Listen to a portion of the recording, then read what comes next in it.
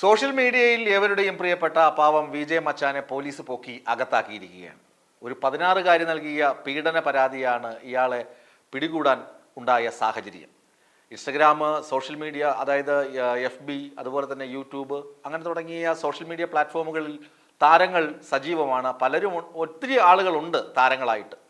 ഈ താരങ്ങളിൽ ഒരു ഭൂരിഭാഗം ആളുകളും അവരവരുടെ ജോലി ചെയ്ത്, അതായത് യൂട്യൂബിലോ അല്ലെങ്കിൽ ഫേസ്ബുക്കിലോ ഇൻസ്റ്റഗ്രാമിലോ അല്ലെങ്കിൽ എല്ലാം ആയിട്ടോ വീഡിയോകളൊക്കെ പങ്കുവെച്ച് അത്യാവശ്യം ജീവിക്കാനുള്ള വരുമാനമൊക്കെ സെറ്റാക്കി വീട്ടിൽ അടങ്ങി ഒതുങ്ങി കഴിഞ്ഞുകൂടുന്ന ആളുകളാണ്. എന്നാൽ ചിലരെന്ന് പറഞ്ഞാൽ അങ്ങ് വിജയ് മച്ചാൻ മാത്രമല്ല, സഞ്ജു ടെക്കി, മീശക്കാരൻ വിനീത്, തൊപ്പി, ശ്രീജിത്ത് വെട്ടിയാർ, ഈ ബുൾജറ്റ്, അങ്ങനെ തുടങ്ങി ഒരു പറ്റം ആളുകൾ, ഒരു ഡസനോളം ആളുകൾ, ആണുങ്ങൾ മാത്രമല്ല പെണ്ണുങ്ങളുമുണ്ട്. അതിൽ അമല ഷാജിയുണ്ട്, അമൃത ഷാജിയുണ്ട്, ഗ്രീഷ്മ ബോസ് ഉണ്ട്. അങ്ങനെ ഒരുപാട് ആളുകൾ ഇങ്ങനെ സമൂഹത്തിന് മാറാവ്യാധിയായി പെരുകിക്കൊണ്ടിരിക്കുകയാണ്. ഇതിൻ്റെ പിന്നിലെ കാരണങ്ങൾ എന്താണ്? അല്ല, ഇവർ ചെയ്ത കുറ്റങ്ങൾ എന്താണ്? തൊപ്പിക്കാരൻ്റെ കാര്യം നിങ്ങൾക്ക് അറിയാമല്ലോ. തൊപ്പിക്കാരൻ ഒരു പക്വതയില്ലാത്ത ചെറുപ്പക്കാരനാണ്. അയാൾ നാവിൽ തോന്നുന്നത്, വായിൽ തോന്നുന്നതൊക്കെ കോതയ്ക്ക് പാട്ട് എന്ന തരത്തിൽ എന്തൊക്കെയോ വിളിച്ചു പറഞ്ഞു. പിന്നെ ചില മോശം പരാമർശങ്ങൾ, ആൾക്കൂട്ടം, അനുമതിയില്ലാത്ത ആൾക്കൂട്ടം, ഇതൊക്കെയായിരുന്നു അയാൾക്കെതിരെ പ്രഥമ ദൃഷ്ട്യാ ഉണ്ടായ തെറ്റുകൾ. അയാളിപ്പോൾ ഒന്ന് ഒതുങ്ങി എന്ന് വേണം കരുതാൻ. ഇപ്പോൾ അധികം ഒച്ചപ്പാടൊന്നും അയാളുടേതായി പുറത്തു വന്ന് കാണുന്നില്ല. അതുപോലെ തന്നെ സഞ്ജു ടെക്കി ഗതാഗത നിയമലംഘനത്തിന് പേര് കേട്ട ടെക്കിയാണ്. ഇവർക്കൊക്കെയുള്ള വരുമാനം കേട്ടാൽ നമ്മൾ അന്തിച്ച് കണ്ണു തള്ളി നിൽക്കും. അത്രമാത്രം വരുമാനമാണ് ഇവർക്കുള്ളത്. അത്രമാത്രം ആരാധകരും ഫോളോവേഴ്സും ഇവർക്കുണ്ട്. ഒരു പെൺകുട്ടിയുടെ ഫോളോവേഴ്സ് എന്ന് പറഞ്ഞാൽ 4.3 മില്യൺ ആളുകളാണ് അവരെ ഫോളോ ചെയ്യുന്നത്. അമല ഷാജി എന്ന പെൺകുട്ടിയെ അല്ലെങ്കിൽ ആ യുവതിയെ ഫോളോ ചെയ്യുന്നത് 4.3 മില്യൺ ആളുകളാണ്. അപ്പോൾ അവർക്കുണ്ടാകുന്ന വരുമാനം എത്രയാണെന്ന് ഊഹിക്കാവുന്നതേ ഉള്ളൂ.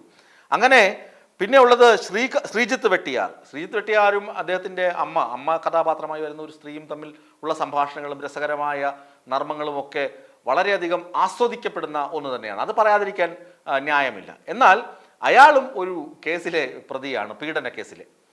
വിവാഹ വാഗ്ദാനം നൽകി പീഡിപ്പിച്ചു എന്നൊക്കെയാണ് അയാൾക്കെതിരെയുള്ള പരാതികൾ. അയാൾ ഒരു സിനിമാ നടൻ കൂടിയാണ്.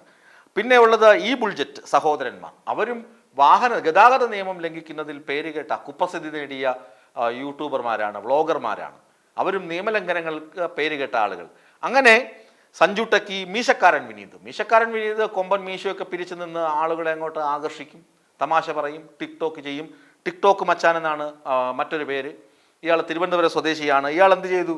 ഒരു വീട്ടമ്മയുടെ അക്കൗണ്ട് റാഞ്ചി എടുത്തിട്ട് അവരുടെ ഇമെയിലും ഇൻസ്റ്റഗ്രാമും അതിൻ്റെയൊക്കെ പാസ്വേഡൊക്കെ വാങ്ങി വല്ലാത്ത പ്രവർത്തനങ്ങളൊക്കെ കാണിച്ചു. ഒടുവിൽ പോലീസ് പൊക്കി അകത്താക്കി. അയാളും ഇപ്പോൾ അധികം ചലനമൊന്നുമില്ല, അങ്ങനെ ഇരിക്കുകയാണ്.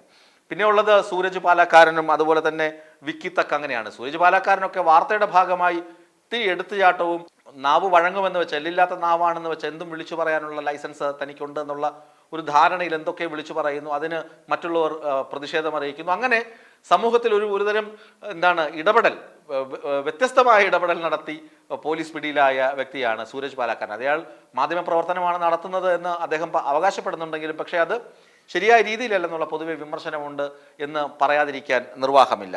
അതുപോലെ തന്നെ CPM-നുണ്ട്, കോൺഗ്രസിനുണ്ട്, ലീഗിനുണ്ട്, എല്ലാവർക്കും ഉണ്ട് സൈബർ ഇടത്തിൽ ചില കൂട്ടായ്മകളും പോരാളികളും ഒക്കെ.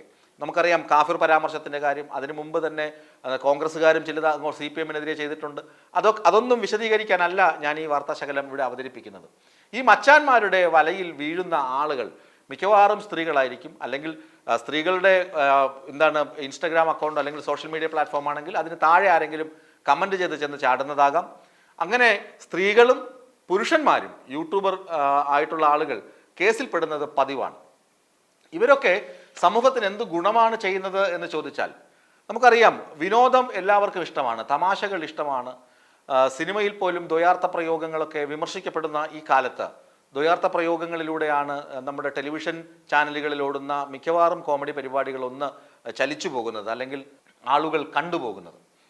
അതുപോലെ തന്നെ ഈ ഇൻസ്റ്റഗ്രാം അല്ലെങ്കിൽ ഈ റീലുകൾ അല്ലെങ്കിൽ ഇവരുടെ വീഡിയോകൾ, അതിനകത്തൊക്കെ ദ്വയാർത്ഥ പ്രയോഗങ്ങളും അല്ലെങ്കിൽ തമാശ ഉണ്ടാക്കാനുള്ള ചില പൊടിക്കൈകളും ഒക്കെ ഇവർ പ്രയോഗിക്കുന്നുണ്ട്.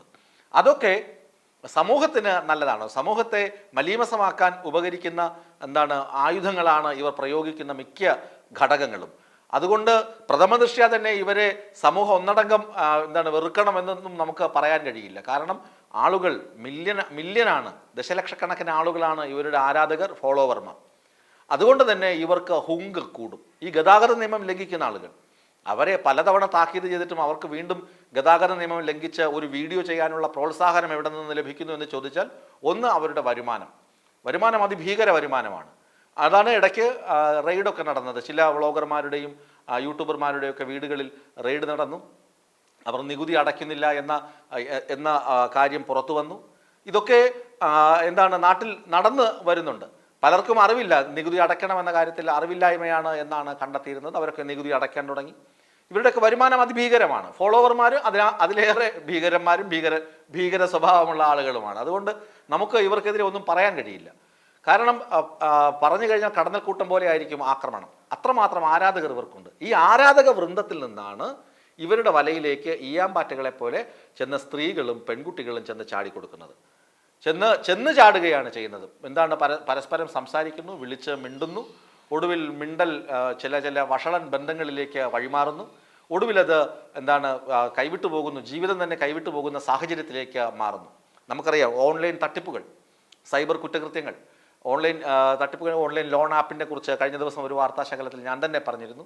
അതുപോലെ മറ്റ് ഓൺലൈൻ തട്ടിപ്പുകൾ, അങ്ങനെ നിരവധി തട്ടിപ്പുകൾ നടക്കുന്ന കൂട്ടത്തിൽ ഈ യൂട്യൂബർമാരും അവരുടെ നിലനിൽപ്പിന് വേണ്ടി ചില തട്ടിപ്പുകൾ നടത്തുന്നു, ചില പൊടിക്കൈകൾ നടത്തുന്നു.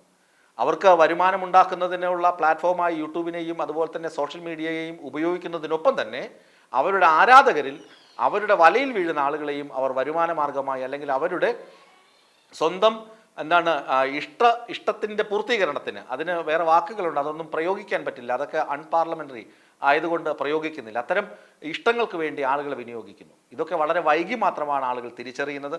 എന്തിനാണ് ഇങ്ങനെ ചെന്ന് ചാടിക്കൊടുക്കുന്നത് എന്ന് ഓരോ ആളുകളും ചിന്തിക്കണം.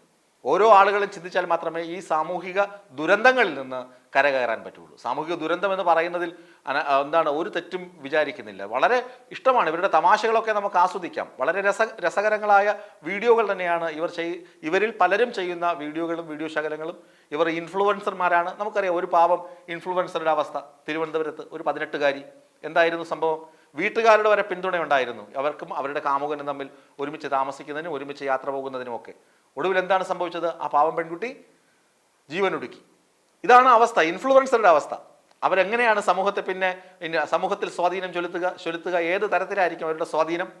അങ്ങനെ സമൂഹത്തിൽ സ്വാധീനമുണ്ടെന്ന് വെച്ച്, അതായത് ലക്ഷക്കണക്കിന് ആരാധകർ ഉണ്ടെന്ന് വെച്ച്, എന്ത് തോന്നിയവാസവും സാമൂഹിക മാധ്യമങ്ങളിലൂടെ വിളിച്ചു പറയാം, എന്തും എനിക്ക് ചെയ്യാം, പൊതുസമൂഹത്തിൽ ഇറങ്ങി എന്തും എനിക്ക് ചെയ്യാം, അതിന് എനിക്ക് ലൈസൻസ് ഉണ്ട് എന്ന തരത്തിലുള്ള വ്ളോഗർമാരുടെ പെരുമാറ്റം തീരെ ദുഷിച്ച ഒന്നാണ്. ആ ദുഷിപ്പ് വരും കാലങ്ങളിൽ കൂടും അല്ലാതെ കുറയുമെന്ന് തോന്നുന്നില്ല. കാരണം നമ്മുടെ കാലം, ഇലോൺ മസ്കിന്റെ ഇന്നത്തെ സംഭവം തന്നെ അറിയില്ല. തലച്ചോറിൽ ചിപ്പ് സ്ഥാപിച്ച് അയാൾ മയങ്ങിക്കിടക്കുന്ന ആളുകളെ കൊണ്ടുവരെ അവർക്ക് ഇഷ്ടാനുസരണം എന്തെങ്കിലും ചെയ്യാൻ, കമ്പ്യൂട്ടർ പ്രവർത്തിപ്പിക്കാൻ, മൊബൈൽ പ്രവർത്തിപ്പിക്കാനൊക്കെ ഉള്ള ചിപ്പ് തലച്ചോറിൽ ഘടിപ്പിക്കുന്ന കാലം എത്തിക്കഴിഞ്ഞു. അത്രമാത്രം നമ്മുടെ ശാസ്ത്ര സാങ്കേതിക വിദ്യയൊക്കെ പുരോഗമിച്ചു.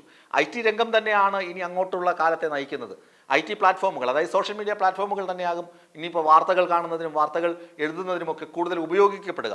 അതിനൊന്നും തർക്കമില്ല. പക്ഷേ ആ ഇടങ്ങളിൽ വന്ന് ഇത്തരം പുഴുക്കുത്തുകൾ, അല്ലെങ്കിൽ ഇങ്ങനെയുള്ള ആളുകൾ ഇങ്ങനെയുള്ള ദുഷിപ്പുകൾ അവതരിപ്പിച്ച്, അല്ലെങ്കിൽ ദുഷിപ്പുകൾ സമൂഹത്തിന് ചെയ്ത് ദുരന്തമാക്കി, സ്വയം ദുരന്തമായി മാറുന്നത് പോട്ടെ, സമൂഹത്തെ തന്നെ ഒന്നാകെ അടച്ചാക്ഷേപിക്കുന്ന രീതിക്ക് അവസാനമുണ്ടാക്കണം. പോലീസ് ഇടപെടലുകൾ കൂടുതൽ കാര്യക്ഷമമാക്കണം ഇക്കാര്യത്തിലെന്ന് പറയാതിരിക്കാൻ വയ്യ. ഏതായാലും വിജയ മച്ചാനെ കളമശ്ശേരി പോലീസ് പൊക്കി അകത്താക്കിയിട്ടുണ്ട്.